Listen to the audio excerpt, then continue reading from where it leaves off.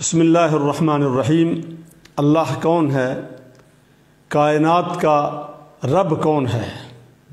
اللہ وہ ہے، کائنات کا رب وہ ہے جس نے ایک معمولی سے وائرس کے ذریعے جو نظر بھی نہیں آتا دنیا کی بڑی بڑی طاقتوں اور قوتوں کے فخر اور غرور کو خاک میں ملا کر رکھ دیا۔ آج دنیا کے بڑے بڑے بادشاہ یہ کہنے پر مجبور ہو گئے کہ ہم نے کرونا وائرس کا مقابلہ کرنے کے لیے تمام تر زمینی حربوں کو آزما لیا اور ہم ناکامی سے دوچار ہوئے، اب آسمانوں کا رب ہی ہمیں اس مصیبت سے نجات دے سکتا ہے۔ وہ رب کہ جس کے بندوں پر ظلم و ستم کے پہاڑ توڑے جاتے ہیں، 21ویں صدی میں اور ان 20 سالوں میں مسلمانوں پر اتنا ظلم کیا گیا کہ تاریخ میں اس کی مثال نہیں ملتی۔ کہنے والے تو یہی کہتے ہیں کہ جو کچھ ہو رہا ہے یہ امریکہ کی پالیسی ہے، لیکن اس کے پیچھے ایک اور شخصیت بھی کار فرما ہے۔ آج لوگ اٹلی میں سڑکوں پر، روڈوں پر اور محلوں میں کیڑے مکوڑوں کی طرح تڑپ تڑپ کر جان دے رہے ہیں، مر رہے ہیں۔ اللہ رب العزت کا عذاب اٹلی پر کیوں نازل ہوا؟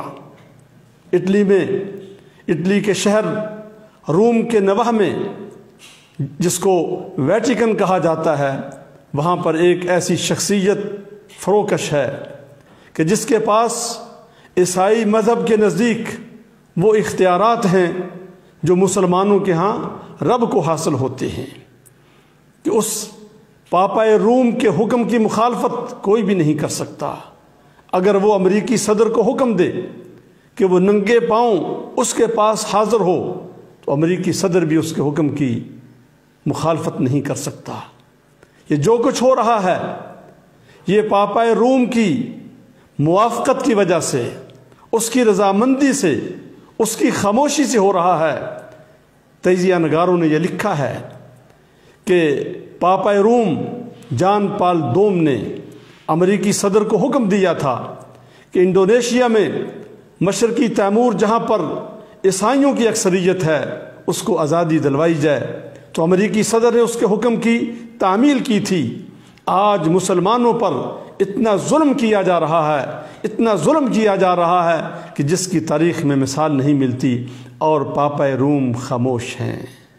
پاپا روم اٹلی میں خاموش ہیں۔ اب اللہ رب العزت کی لاٹھی وہ حرکت میں آ چکی ہے۔ اگر مغربی دنیا اور اٹلی عافیت چاہتے ہیں، انہیں چاہیے کہ پھر وہ امریکی صدر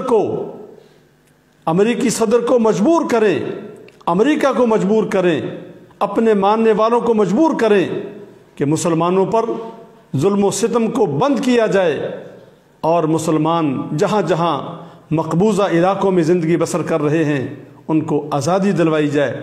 اگر آج اٹلی مسلمانوں کی آزادی کے حق میں آواز اٹھائے اور پاپا روم اپنے ماننے والوں کو مجبور کر دے، اور امریکہ کی پالیسیاں جو آج تک مسلمانوں کے خلاف ہیں وہ ظلم و ستم کی داستان رقم کرنے سے باز آ جائیں، تو میں اس رب کی قسم کھا کر کہتا ہوں جس نے کرونا وائرس کو پیدا کیا، کہ اگر مسلمانوں پر ظلم و ستم کو بند کر دیا جائے تو یہ وائرس بھی ختم ہو جائے گا، اور آج جن ملکوں پر یہ مصیبت طاری ہے اللہ رب العزت اس مصیبت کو دور فرما دیں گے۔